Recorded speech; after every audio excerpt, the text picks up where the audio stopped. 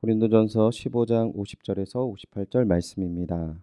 형제들아 내가 이것을 말하노니 혈과 육은 하나님 나라를 이어받을 수 없고 또한 썩는 것은 썩지 아니하는 것을 유업으로 받지 못하느니라. 보라 내가 너희에게 비밀을 말하노니 우리가 다 잠잘 것이 아니요 마지막 나팔의 순식간에 홀연히 다 변화되리니 나팔 소리가 나매 죽은 자들이 썩지 아니할 것으로 다시 살아나고 우리도 변화되리라. 이 썩을 것이 반드시 썩지 아니할 것을 입겠고 이 죽을 것이 죽지 아니함을 입으리로다. 이 썩을 것이 썩지 아니함을 입고 이 죽을 것이 죽지 아니함을 입을 때에는 사망을 삼키고 이기리라 기록된 말씀이 이루어지리라. 사망아, 너의 승리가 어디 있느냐? 사망아, 내가 쏘는 것이 어디 있느냐? 사망이 쏘는 것은 죄요, 죄의 권능은 율법이라.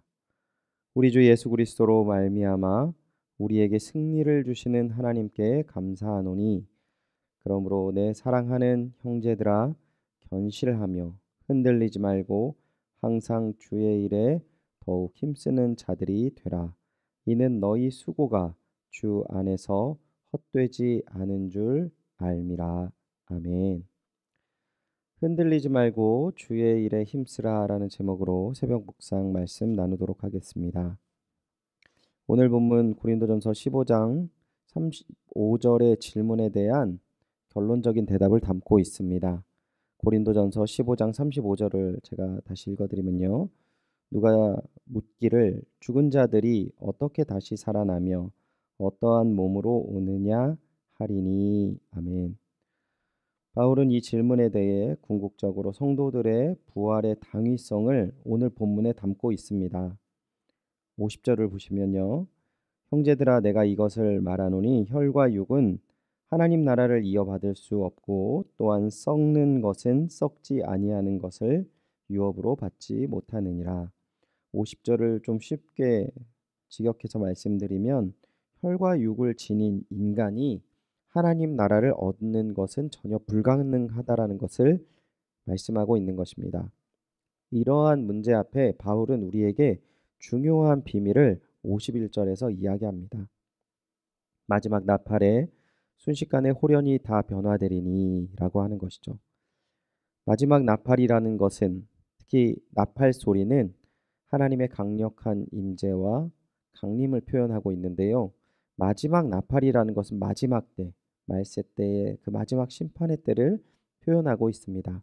그때, 그 마지막 때, 마지막 나팔이 불 때에 우리 믿음의 사람 모두가 변화된다라는 것이죠. 어떻게 변화가 됩니까?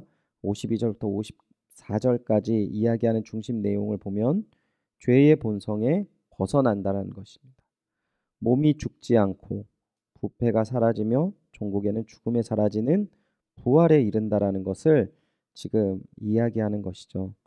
영원한 생명, 죽음을 이기는 마지막 상황이 이 마지막 때에 어떻게 이루어지는가? 57절 보면 바울은 선언을 합니다. 우리 주 예수 그리스도로 말미암아 우리에게 승리를 주시는 하나님께 감사하노니. 주 예수 그리스도로 말미암아 우리에게 죽음을 이기는 소망이 주어졌다라는 것이죠. 정리를 하면 죽은 자들이 어떻게 살아날 수 있습니까? 죽은 자들은 마지막 때에 마지막 나팔이 불 때에 죽은 자들이 썩지 아니할 것으로 다시 살아난 부활을 경험한다라는 것이죠.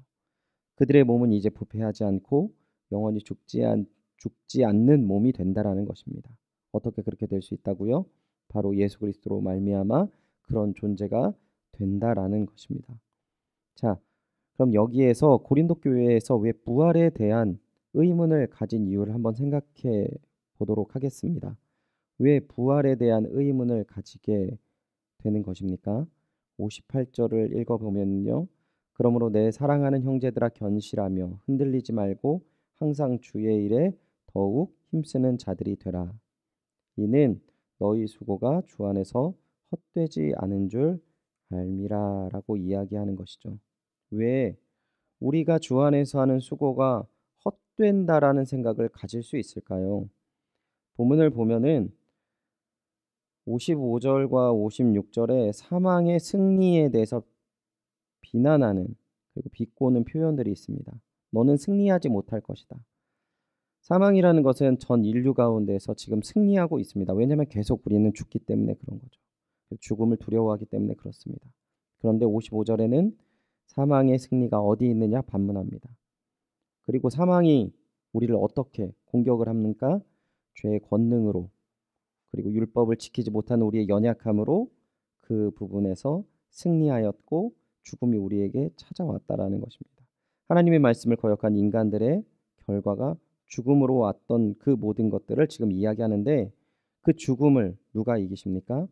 우리 주 예수 그리스도로 말미암아 십자가에서 죽음을 이기시고 부활하신 그 예수 그리스도로 말미암아 그 승리가 우리에게 주어졌다라는 것이죠. 그래서 사람들은 자신의 모습을 보면서 이렇게 넘어지고 부활에 대한 의심까지 가는 부분들을 오늘 본문 속에서는 이야기하는 것입니다. 그렇게 부활의 비밀을 간직한 믿음의 사람들이 끝까지 내 자신을 믿고 가는 것이 아니라 우리가 주어진 도전과 이 죄의 문제들을 예수 그리스도 안에서 승리의 확신을 가지고 믿음의 길을 걸어가야 된다라는 것이죠. 물론 누구나 삶에 밀려 들어오는 도전과 이 죄의 문제에 흔들리고 무너질 때가 있습니다. 그럴 때마다 우리에게 이미 주어진 주 예수 그리스도 안에 있는 승리를 기억하시고 힘있게 믿음의 길을 걸어가야 한다라는 것이죠.